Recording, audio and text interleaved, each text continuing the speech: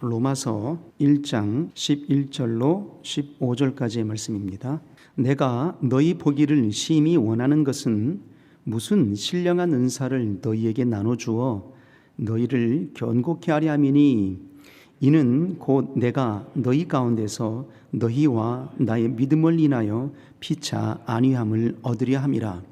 형제들아, 내가 여러 번 너희에게 가고자 한 것을 너희가 모르기를 원치 아니하노니, 이는 너희 중에서도 다른 이방인 중에서와 같이 열매를 맺게 하려 함이로되 지금까지 길이 막혔도다. 헬라인이나 야만이나 지혜 있는 자나 어리석은 자에게 다 내가 빚진 자라. 다같이 그러므로 나는 할 수 있는 대로 로마에 있는 너희에게도 복음 전하기를 원하노라. 아멘. 벌써 11월의 마지막 주입니다. 이제 달력이 한 장밖에는 남아있지 않다는 의미겠죠. 올 2021년도를 우리가 새롭게 열면서 우리 온 교회가, 우리 온 성도들이 마음을 모으기를 원했던 소원함을 두게 되었습니다. 오직 복음 앞에, 오직 말씀 앞에 우리의 마음을 집중해 보기를 소원했죠. 그래서 우리 교회의 명제를 다시 그리스도 예수 앞에 서기를 소원함으로 우리가 달려오게 되었던 겁니다. 우리 삶의 중심 예수 그리스도라고, 오직 예수께만 집중해 보겠노라고, 오직 복음 앞에만 서 보겠노라고 그렇게 마음을 모았고 그렇게 달려온 여정들이었습니다. 그리고 오늘 여기에 이르게 된 것입니다. 그런데 이때 우리가 지나온 뒤안길에 서보게 되는 겁니다. 과연 나는 돌아온 삶의 과정들 속에 어디에 마음을 두었을까? 어디에 집중하고 있었을까? 아니, 어찌 보면 어느 곳에 내 마음을 빼앗기고 있었을까 하는 것입니다. 우리가 마음을 빼앗기고 있는 그곳, 우리가 마음을 다하고 있는 그곳이 복음 앞에서가 아니라는 사실에 우리는 사뭇 소스라치게 놀라게 되는 거죠. 그리고 각각의 모여있는 사람들이 대화를 나누게 될 때 그 사람의 관심사, 그 사람이 원하고 있는 집중하는 그의 모든 세계를 그들의 언어 속에서 발견하게 됩니다. 왜냐하면 우리의 언어는 말이죠, 우리의 마음속에 품고 있는 세계를 언어로 표현해낼 수 있기 때문에 그렇다라는 겁니다. 그래서 3, 4, 5 모여서 얘기를 나눌 때 요즘 들어보면 어떤 대화가 오고 갑니까? 정치 이야기, 부동산 이야기, 그리고 주식 이야기, 기타 등등에 대해서, 세상에 돌아가는 얘기에 대해서 나오게 됩니다. 그런데 그 중심의 얘기들 속에서 과연 예수 그리스도, 우리 삶의 중심 되는 예수 그리스도에 관한 메시지, 관한 말씀이 우리가 선언되고 있었던가라는 겁니다. 저를 돌아보아도 내 삶의 관심사가 오직 예수 그리스도, 오직 복음 앞에서가 아니었음을 발견하게 된다라는 얘기죠.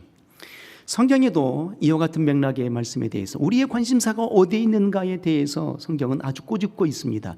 우리의 관심사가, 우리가 생각하고 집중하는 곳이 복음 앞에서라면, 곧 예수 그리스도 앞에서라면 우리의 삶이 성령으로 인침을 받고 보증받는 세계로 열려질 것입니다. 그런데 우리의 관심사가 주 예수 그리스도가 아닌, 곧 복음이 아닌, 말씀이 아닌 세상을 향하여서 눈을 돌리고 있다면 어찌 될까요? 우리는 심판을 초월할 수 없는 삶이 되고 만다라는 것입니다. 성경이 보아도 그렇다 이 말입니다. 호세아 때에도 성경이 기록하기를 이렇게 말하죠. 이스라엘 백성이 음행과 새 포도주와 묵은 포도주의 마음을 빼앗겨 버렸도다라고 그렇게 성경은 기록하고 있는 것입니다. 음행과 새 포도주와 묵은 포도주의 마음을 빼앗겨 버렸다.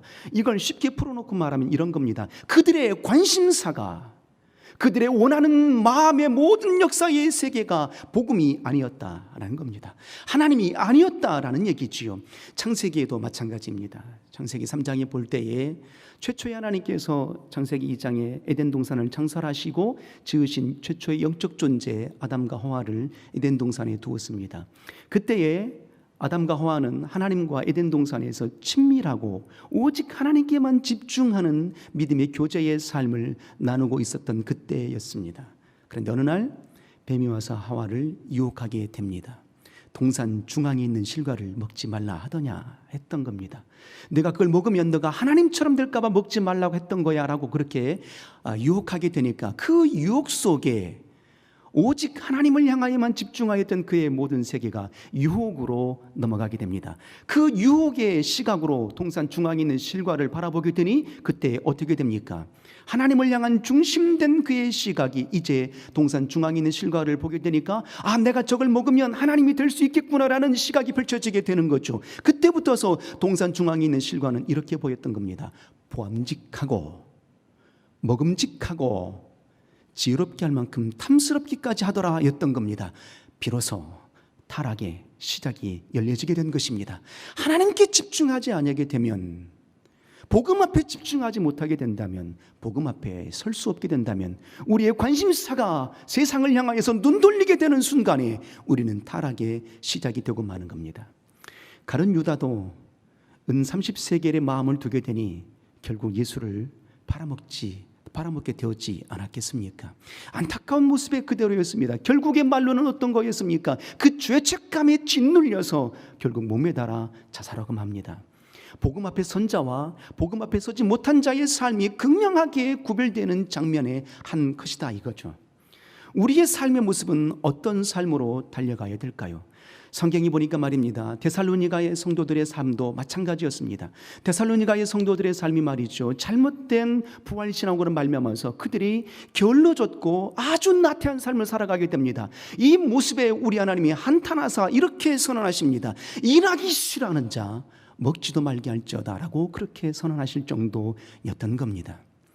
우리의 관심사가 어디에 있느냐라고 하나님이 깨우쳐주고 계시는 장면의 한 장면인 거지요. 그렇다면 우리 하나님께서는 우리 인생들을 바라볼 때, 우리 신앙인들을 바라볼 때 우리 하나님의 관심사는 어디에 있을까요? 우리 하나님은 우리를 바라볼 때, 우리 개혁 성도들을 바라볼 때, 이 시대의 그리스도인들을 바라볼 때 가장 원하시고 가장 관심 있게 바라보시는 세계는 어떤 장면들일까요? 이김의 세계가 아니라 주 예수 그리스도 복음 앞에 세워짐의 세계를 기대하고 계시지 않을까요? 우리의 영혼이 하나님 앞에 견고하게 서 있는 그의 역사를 기대하고 계시지 않을까요? 예수 그리스도 이 땅에 오시기 전에는 모든 인류가 죄사함을 얻고 구원함을 얻는데 모든 초점이 하나님이 모여 있었던 것입니다. 그리고 예수 그리스도 이 땅에 오셔서 우리의 죄를 사하시고 친히 죽으시고 부활하시고 나신 이후에 모든 관심의 세계, 주 하나님의 모든 원하심의 세계는 어디에 있을까요? 바로 믿는 모든 심령들이 하나님 앞에 흔들리지 아니하고 복음 앞에 견고하게 설 수 있는 그 모든 역사를 기대하고 원하고 계신다라는 것입니다. 성경이 볼 때 말입니다, 믿음의 선진들을 볼 때 하나님 앞에 믿음의 견고함으로 서 있는 장면의 역사를 보게 됩니다. 대표적으로 노아, 그의 심령을 한번 보고자 원합니다. 하나님께서 창세기 6장에 지으신 모든 인생들이 죄악이 관영함으로 그들을 지면에서 다 쓸어버리겠노라고 그렇게 말씀을 선언하셨습니다. 그런데 노아는 은혜를 입어서 노아에게 말씀하시죠. 너는 이렇게 방주를 지어라 하셨어요. 노아가 주신 말씀을 받게 되었습니다. 오직 노아의 모든 삶에, 그의 평생의 여정들의 삶의 세계에 집중된 그의 모든 역사는 어떤 삶이었을까요? 하나님이 주신 말씀, 방주를 지어야 되겠다라는 그의 세계 속의 모든 집중, 곧 말씀 앞에 집중하는 삶을 살아가게 되는 겁니다. 오직 복음 앞에 집중하는 삶을 살아가게 되는 것입니다. 그리고 방주가 다 지어졌습니다. 그리고 하나님께서 약속하신 대로 큰 홍수가 나타나게 되었죠. 비가 내려지게 되었습니다. 세상이 범람하게 되었던 겁니다. 그때 어떤 역사가 일어나게 되었을까요? 말씀 앞에 선자, 복음 앞에 선자, 그의 모든 세계를 말씀 앞에 집중한 모든 관심사를 하나님 앞에 선자의 삶의 모습은 어떻게 열려지게 되었을까요? 노아가 구원함을 받습니다. 그의 7가족이 구원함을 받습니다. 그리고 방주 속에 들어온 모든 동물들이 구원함을 입는 놀라운 역사가 나타나게 된 것입니다. 에녹을 봅니다. 365년을 향수합니다. 365년 동안의 삶을 살아갈 때에 성경의 표현이 이렇습니다. 노아는 300년 동안 하나님과 동행하더니 였던 겁니다. 노아의 모든 삶의 세계는 말이죠, 당신이 원하는 삶으로 향하여 나아가는 발걸음이 아니었던 겁니다. 내가 좋아하는 것에 집중하고 내가 원하는 것에 마음을 빼앗겼던 그런 인생의 삶의 모습이 아니었던 겁니다. 바로 에녹의 삶의 모든 세계의 중심의 세계는 말이죠, 하나님께만 집중하는 삶이었던 거예요. 곧 이 시대의 언어로 표현하게 된다면, 신앙의 언어로 표현하게 된다면 복음 앞에 선자의 삶이었던 겁니다. 하나님과 동행하는 삶을 살았던 거죠. 그 역사 속에 하나님께서 그의 365살에 그가 죽음을 맛보기도 전에 그를 불러내셨던 겁니다. 이런 역사의 삶이 우리의 세계 가운데에도 펼쳐져 보이기를 주의 이름으로 소원합니다. 오늘 하나님 우리에게 되묻고 계심이 아닐까라고 생각이 되는 겁니다. 11개월 동안 우리가 달려왔습니다. 그리고 오늘 여기 이렇게 서 있는 거죠. 우리의 삶을 되돌아보았을 때 과연 나의 관심사는, 나는 지금 어디에 마음을 빼앗기고 있는가라는 겁니다. 우리가 진정 복음 앞에 설 수 있는 아름다운 성도의 삶을 이뤄내시기를 주의 이름으로 축복합니다. 오늘 우리가 성경 본문 로마서를 보았습니다. 이 로마서를 기록한 이는 누구일까요? 당연 사도 바울이겠죠. 3차 전도 여행의 끝자락 중에 이제 3차 전도 여행이 끝나갈 즈음에 이 로마서를 기록합니다. AD 57년 정도의 말이죠. 그런데 이 로마 교회는 사도 바울이 전도하여 세운 교회가 아닙니다.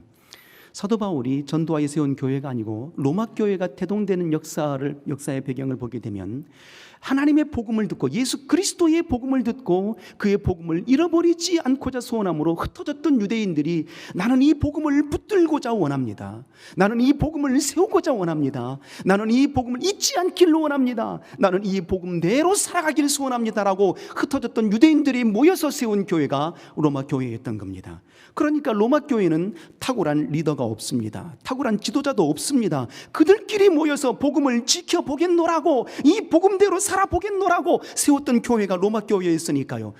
이 교회를 한번 상상해 보시길 바랍니다. 사모함으로, 말씀을 붙들길 사모함으로, 오직 복음 앞에 선자의 삶으로 살아보고자 소원함으로 모였던 성도들이 세운 교회가 로마 교회였던 거죠. 그 교회를 상상해 보게 될 때 얼마나 그들의 신앙이 순수했을까요? 얼마나 진지한 신앙이었을까요? 얼마나 복음 앞에 서고자 원하여 몸부림치는 신앙의 모습이었을까요? 아름다운 신앙이 그 자체였지 않았을까라고 상상이 됩니다.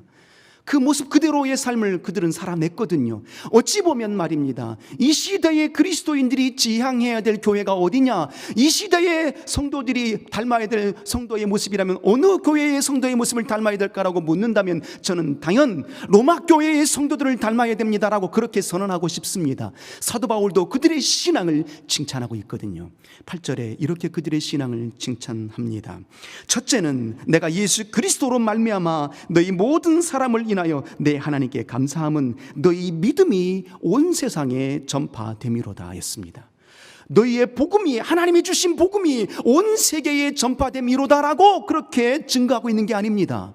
너희가 누구겠습니까? 로마에 있는 성도들, 너희가 받은 말씀, 하나님의 복음 앞에 서고자 원하여서 그 말씀대로 빛과 소금이 되어 살아가는 역사의 소문을 내가 들었다. 너희들의 삶의 소문이, 그 복음대로 살아가는 믿음의 역사의 소문이 온 열방에 퍼져나가고 있다, 증거되고 있다. 나는 이 사실도 인하여서 하나님께 감사하고 너희를 향하여서 격려한다라고 그렇게 기록하고 있는 겁니다. 지도자가 없어도 주신 말씀 말입니다, 짤막하게 들었던 그 복음의 메시지를 붙들고자 소원함으로 그렇게 살아냈던 겁니다. 그래서 너희의 믿음이 온 세상에 전파됨이로다. 상상해 봅니다. 우리 개혁교회의 성도의 믿음이 온 세계에 전파되기를 소원합니다. 할렐루야.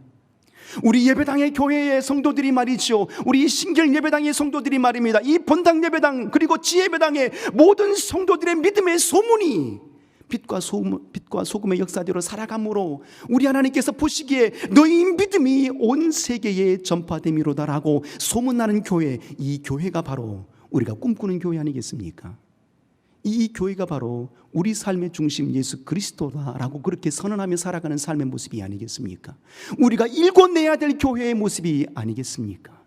그런 모습으로 살아가는 교회 속에 사도 바울이 이 로마서를 기록하고 있는 겁니다. 그런데 15절에 그렇게 칭찬하던 그 모습 속에 15절에 의미심장한 메시지를 전하게 됩니다. 우리 15절 한번 볼까요? 이렇게 선언합니다. 그러므로 나는 할 수 있는 대로 로마에 있는 너희에게도 복음 전하기를 원하노라. 그러므로 나는 할 수 있는 대로 로마에 있는 너희에게도 복음 전하기를 원하노라. 뭔가 이상하지 않습니까? 8절에는 분명히 그들의 신앙이 빛과 소금의 역사로 살아가고 있는 세계에 대해서 칭찬하고 하나님 앞에 존귀와 감사와 영광을 돌렸어요. 그런데 복음을 누구에게 전하기를 원한다고 말하고 있습니까? 그렇게 신앙생활 잘하고 있는 로마의 성도들에게 복음 전하기를, 다시 내가 너희에게 복음 전하기를 원하노라라고 말하고 있는 겁니다. 복음은 누구에게 전해져야 마땅할까요? 믿지 않는 자들에게 전해져야 됨이 마땅하지 않을까요? 복음은 누구에게 전해짐이 마땅할까요? 구원받아야 될 대상들에게 전해져야 됨이 마땅하지 않을까요? 그런데 이미 예수 그리스도를 믿고 복음을 영접함으로 구원함을 입은 자들, 그리고 온전한 신앙생활을 하고 있는 자들에게 사도 바울은 말하고 있는 겁니다. 나는 다시 너희에게 가서 너희에게 이 복음을 다시 증거하기를 원하노라라고 말하고 있는 겁니다. 이 시대에 오늘 우리에게 주님이 선언하고 있는 겁니다. 2000년이 지난 오늘 이 시대에도 이 말씀이 우리에게 와닿게 되는 이유가 어디 있겠습니까? 우리가 들어야 될 복음, 우리가 의지해야 될 복음, 우리가 서야 될 장소가 어디겠느냐, 우리가 어느 앞에 어디에 관심을 써야 되겠느냐, 어디에 마음을 빼앗게 되겠느냐 하는 것입니다. 오직 복음 앞에 다시 선 자의 모습이 되기를 우리 주님은 소원하고 계시는 겁니다. 복음 앞에 설 때에 비로소 우리의 영혼이 견고해집니다. 복음 앞에 서게 될 때에 주 하나님의 참된 위로와 격려를 얻게 되는 겁니다. 복음 앞에 서게 될 때에 비로소 영광의 열매를 맺게 되는 것입니다. 사도 바울이 로마에 있는 성도들에게 너희가 다시 복음을 듣기를, 너희에게 내가 다시 복음 전하기를 원하노라 했던 그 이유가 어디 있을까요? 이 시대에 오늘 11월 마지막 이 주간의 말입니다. 하나님은 우리에게 너희는 다시 복음을 들어야 돼, 열심을 품고 있고 정말 온전한 개혁의 성공을 이루기 위해서 여기까지 달려온 발걸음의 여정들이었는데, 힘있게 달려온 발걸음의 신앙생활이었는데, 하나님께서 칭찬하시면서 다시 우리에게 들려주시고자 원하시는 것은 너희에게 다시 복음 전하기를 원하노라 하시는 겁니다. 왜 우리는 다시 복음 앞에 서야 될까요? 왜 우리는 다시 복음을 들어야 될까요? 그 이유를 이렇게 증거하고 있습니다. 11절을 다 같이 한번 읽겠습니다. 왜 우리는 다시 복음을 들어야 되는지 말이에요. 사도 바울은 왜 로마에 있는 성도들에게, 그토록 열심을 품고 있는 성도들에게 너희에게 다시 복음을 들어야 되길 원하노라, 너희에게 다시 복음을 전하기를 원하노라 했을까 하는 겁니다. 그 이유를 이렇게 선언합니다. 11절 한번 읽겠습니다. 큰 소리로 시작. 내가 너희 보기를 심히 원하는 것은 무슨 신령한 은사를 너희에게 나눠주어 너희를 견고케 하려 함이니. 아멘. 무엇 때문에 복음을 다시 전해주길 원한다고 말하고 있습니까? 너희를 복음 앞에 견고하게 세워지길 원함으로 라고 말이에요. 너희 영혼이 견고하게 되는 것은 오직 복음이야 라고 말하는 것입니다. 여러분, 세상에 변하지 않는 것이 있을까요? 세상도 변합니다. 얼마나 혼란스럽고 혼돈스럽게 변화가 됩니까? 우정은 변하지 않을까요? 우정도 변합니다. 사랑은 변하지 않을까요? 사랑도 흔들리고 변화가 됩니다. 믿음은, 우리가 믿는 믿음은 흔들림이 없을까요? 우리가 믿는 믿음은 변화가 없을까요? 우리가 믿는 믿음은 견고할까요? 그렇지 않거든요. 우리가 믿는 믿음도 말입니다, 흔들립니다. 세파에 흔들립니다. 유혹에 흔들립니다. 이 믿음도 변질되더라라는 것입니다. 그래서 이 믿음이 견고해지지 아니하게 된다면 우리의 영혼은 흔들릴 수밖에 없는 거거든요. 오늘 신앙생활 잘했다 해서 내일도 잘할 수 있다라고 장담할 수가 없는 것입니다. 왜냐하면 말입니다, 오직 복음 앞에 서지 아니하게 된다면 우리의 신앙과 우리의 믿음을 장담할 수가 없는 겁니다. 그래서 사도 바울은 로마에 있는 성도들이 빛과 소금의 역사로 신앙생활 잘하고 있었지만 그들의 신앙이 여일하게 견고할 수 있도록 하는 유일한 방책은 오직 복음이었던 겁니다. 오직 하나님의 말씀이었던 것입니다. 오직 생명의 믿음이었던 겁니다. 그래서 나는 너희에게 가보기를 원한다. 그리고 내가 너희에게 가서 다시 너희에게 복음을 전하기를 원하노라. 왜냐하면 너희의 신앙이 견고하게 되기를 소원함으로 라고 그렇게 말하고 있는 겁니다. 우리가 무엇으로 견고해 줄 수 있겠습니까? 힘으로, 능으로 견고해 줄 수 있겠습니까? 그것도 찰나의 순간으로 지나가 버리고 말겠죠. 오직 복음으로만, 복음 앞에 선 자들만이 견고해 줄 수 있다라는 사실인 거죠. 주 예수 그리스도의 수제자라고 할 수 있는 베드로를 빼놓을 수가 없습니다.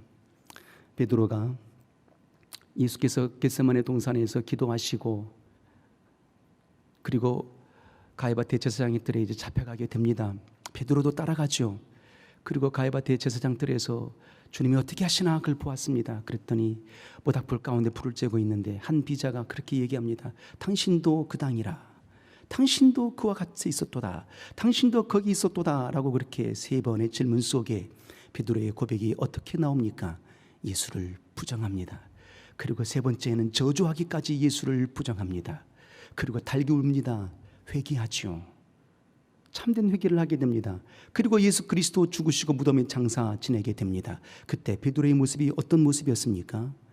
나는 내 생업을 쫓아서 가겠노라 하고 갈릴리 바다로 고기 잡으러 떠나게 되었습니다. 회개의 심령도 말이죠. 그의 믿음이 끝까지 견고해지지 아니하고 당신의 생업을 쫓아서 가버렸던 겁니다. 그때 부활하신 주님이 갈릴리 바다에서 고기 잡고 있는 베드로에게 찾아오셨습니다. 복음이 찾아오신 거죠. 그리고 그에게 말씀하십니다. 너 나 사랑하니?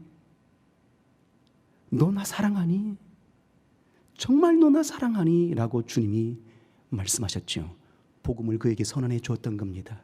그때 베드로의 고백이 어떤 고백이었습니까? 주님, 내가 주님을 사랑하시는 줄 주님이 아십니다. 그리고 주님 다시 이렇게 선언해 주십니다.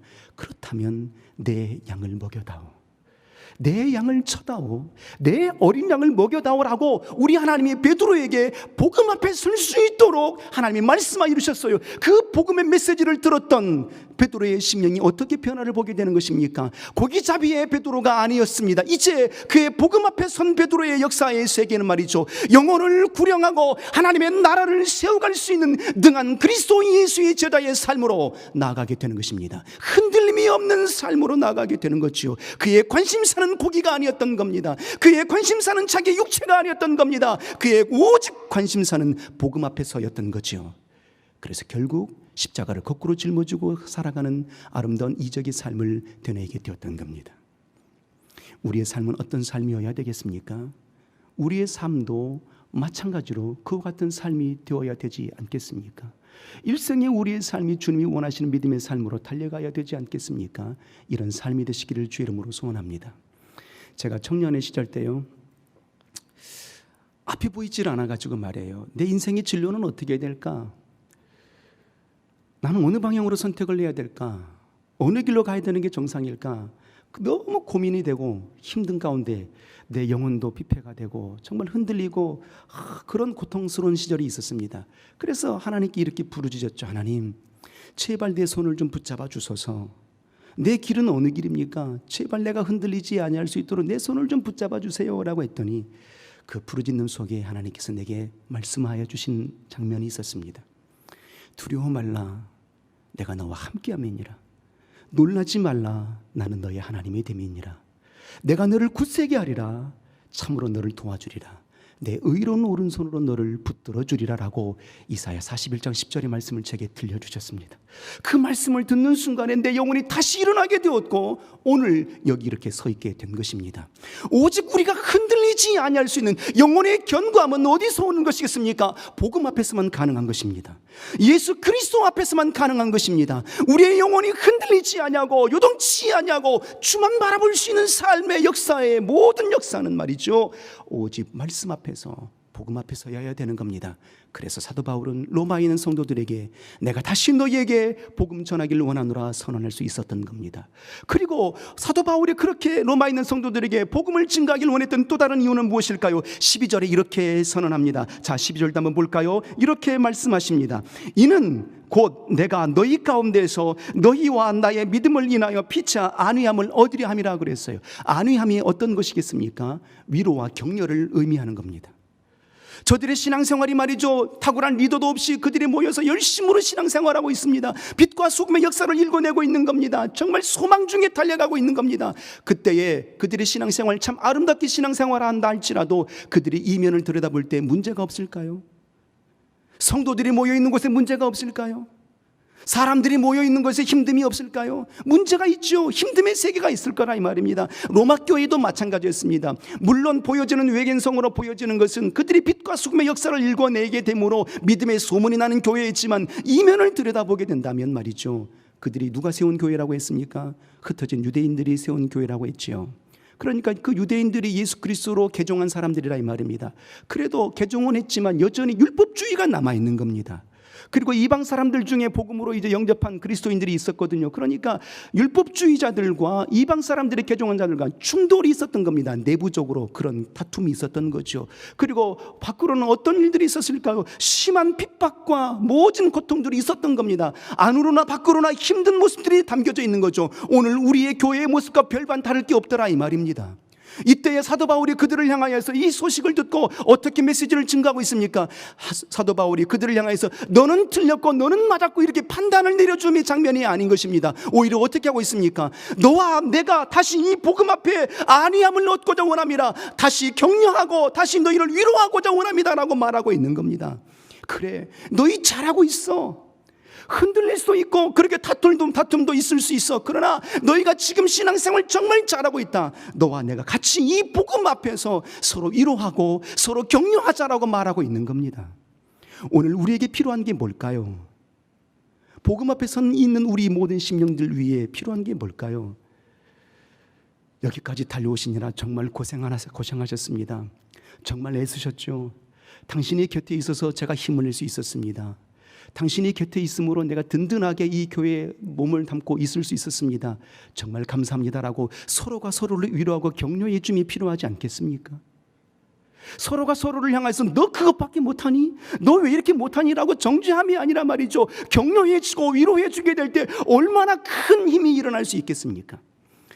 제가 본당에 설교 이렇게 마지막 주에 서게 되잖아요. 이제 주보가 나오잖아요. 그러면 그 주보를 보시나 봐요. 장로님께서 항상 한 장로님께서 저에게 메시지를 보내주십니다. 목사님, 내일 설교 잘할 수 있도록 제가 기도하고 있습니다. 아마도 상상해 보건대 그 장로님은 모든 목사님들께 그렇게 메시지를 보내시지 않을까 그렇게 생각이 됩니다. 그분의 격려가 말이죠, 얼마나 큰 힘이 되는지 모릅니다. 많은 사람들이 알게 모르게 기도해 주고 있겠죠. 그 기도를 생각하게 되면 힘이 나고 영혼이 다시 샘솟듯 내가 빛과 소금의 역사를 읽어내야 되겠구나라고 힘이 나는 겁니다. 위로가 필요합니다. 격려가 필요해요. 여러분들이 잘 아는 유명한 그 물리학자 아인슈타인을 잘 알 겁니다. 20세기의 아주 세계의 과학자잖아요. 그 아인슈타인이 말이죠, 천재 아니겠습니까? 그런데 학창시절 때 말이에요, 공부를 지지리지도 못했던 겁니다. 수학 외에는 모든 게 전 과목이 낙제였습니다. 그래서 하루는 말이죠, 선생님이 가정통신문에 이렇게 써서 부모에게 보내줬습니다. 이 아이를 가르친다라는 것은 무의미합니다.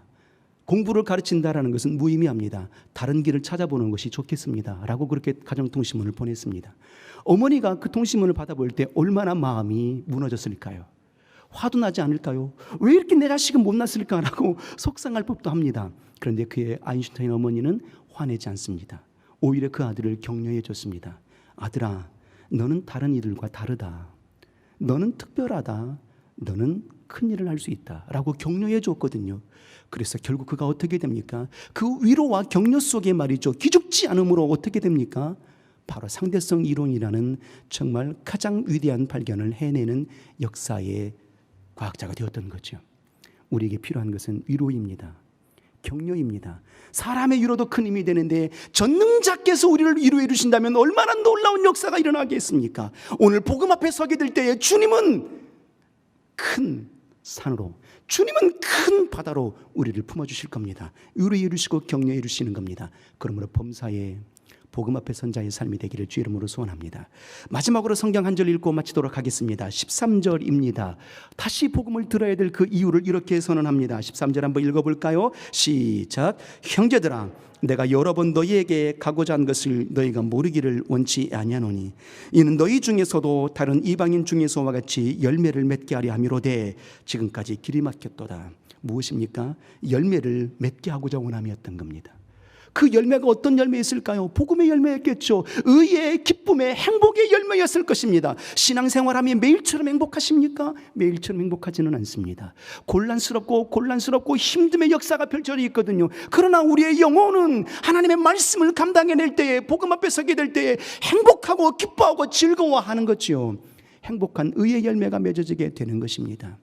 자, 그런데 말이죠, 이 행복의 열매를 어떻게 맺어낼 수 있겠는가 하는 겁니다. 물질이면 우리의 영혼이 행복해질 수 있을까요? 사우디아라비아 같은 나라는 말이죠, 매년 그의 왕국이 말이죠, 국민들에게 돈을 나눠줍니다. 석유 팔았으니까 돈 나눠주는 겁니다. 그러면 이미 그 나라는 천국이 되어 있어야 되지 않겠습니까? 그런데 여전히 힘들어합니다. 지식이면은 행복할 수 있겠습니까? 지식을 채우면 행복할 수 있겠습니까? 지식으로 채워져서 행복할 수 있다면 말이죠, 대한민국의 초등학생, 중학생, 고등학생, 대학생들은요 정말 넘쳐나는 지식자들이니까 행복해져야 되지 않겠습니까? 그런데 오히려 지식이 쌓이면 쌓일수록 경쟁의 늪으로 빠져들어가니 괴로워합니다. 쾌락이면 행복할 수 있을까요? 술 마시고 매일처럼 술집을 드나드는 사람들은 말이죠 행복해야 되지 않겠습니까? 그런데 술에 깨고 나면 괴로워하고 고통스러워합니다. 결국 이 땅의 끝으로는 우리가 행복한 열매를 맺어낼 수 없다라는 반증인 것입니다. 우리는 무엇으로 행복한 의의 열매를 맺어낼 수 있겠습니까? 오직 복음으로만 가능한 것입니다. 사도 바울이 예수 만나기 전에 어떤 삶이었습니까? 사도 바울이 예수 만나기 전에 바로 그는 히브리인 중에 히브리인이었고, 그리고 베냐민 지파 사람이었고, 율법의 의로는 흠이 없는 자였습니다. 그런데 그가 도무지 행복하지 않았습니다. 행복한 사람이었다면 그가 사람을 죽이는데 앞장설 수 있겠습니까? 없던 거죠. 행복하지 않으니까 사람을 죽이는데 앞장섰던 겁니다. 그런데 다메섹 도상에서 예수 그리스도 복음 앞에 서게 되는 겁니다. 예수 그리스도를 만나게 되는 겁니다. 그 이후에 그의 삶이 어떻게 변화가 되는 것입니까? 오직 예수 그리스도를 위하여, 오직 예수 그리스도는 얻고자 원함이라고 그렇게 빌립보서에는 그렇게 기록하고 있는 겁니다. 내가 그동안 알았던 모든 것들은 다 배설물처럼 여기노라라고 그렇게 선언하죠. 예수 그리스도를 위하여, 복음을 위하여, 예수 그리스도를 얻고자 원함으로, 복음을 얻고자 원함으로 그와 같은 믿음의 삶으로 바뀌어지게 됩니다. 그때에 그가 이뤄낸 믿음의 열매가 어떤 열매였겠습니까? 신약성경 27권 중에 13권의 신약성경을 써 내려가게 되었던 겁니다. 귀하고 아름다운 열매를 맺어내는 삶이 되었던 거죠. 말씀을 정리합니다. 우리는 어디에 관심을 써야 될까요? 어디에 마음을 빼앗겨야 될까요? 오직 복음 앞에 서야 됩니다. 예수 그리스도 안에 서야 됩니다. 그때 비로소 우리는 빛과 소금의 역사를 읽어낼 수 있는 능한 성도의 삶을 살 수 있다는 것입니다. 복음 앞에서 우리 영혼이 견고해집니다. 복음 앞에서 참된 위로와 격려를 얻게 되는 것입니다. 복음 앞에서 하나님이 기뻐하시는 생명의 의의 열매를 풍성하게 맺어내는 삶이 되는 것입니다. 할렐루야. 기도합니다. 우리 이 시간 기도할 때 생명의 하나님, 내 영혼 일평생 복음 앞에 선 자의 삶이 되게 도와주옵소서. 내 삶의 중심은 오직 예수 그리스도가 되게 하여 주옵소서. 그러므로 영혼이 견고하게 하여 주옵소서. 우리 하나님의 도우심 속에 위로와 격려를 얻게 하여 주옵소서.